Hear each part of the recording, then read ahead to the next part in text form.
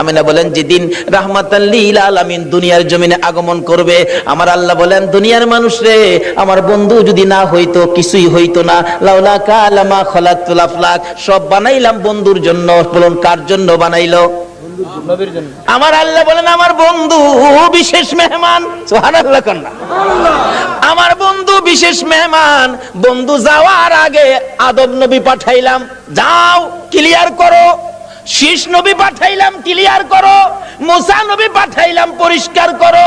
ইব্রাহিম নবী পাঠাইলাম, সুন্দর করে সাজাও। সমস্ত পৃথিবীকে প্যান্ডেল বানাও। সমস্ত পৃথিবী হলো নবীর আগমনের প্যান্ডেল। আল্লাহু আকবার কন্না। সমস্ত পৃথিবী নবীর আগমনের প্যান্ডেল। নবী যদি না হইতো পৃথিবী হইতো না। বলুন এই মাহফিল যদি না হইতো প্যান্ডেল কি হইতো?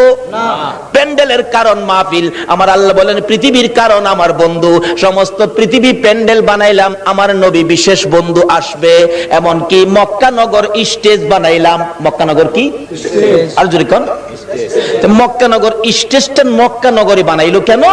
মক্কাতে মানুষের কষ্ট, যেহেতু আল্লাহর সৃষ্টি কিছুই নাই। আমার আল্লাহ কয় মক্কা নগরী পাথরের দেশ, মানুষের খাবারের কোনো জিনিস নাই, এই জায়গাটার মধ্যে আমার নবীরে পাঠায়। জোরে কোন না সুবহানাল্লাহ।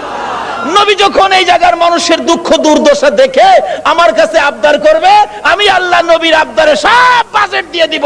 বলুন তো নবীর বরকতে মক্কা মদিনায় যে বাজেট আমার আল্লাহ দিয়েছে, পৃথিবীর কোন দেশে এই বাজেট আছে?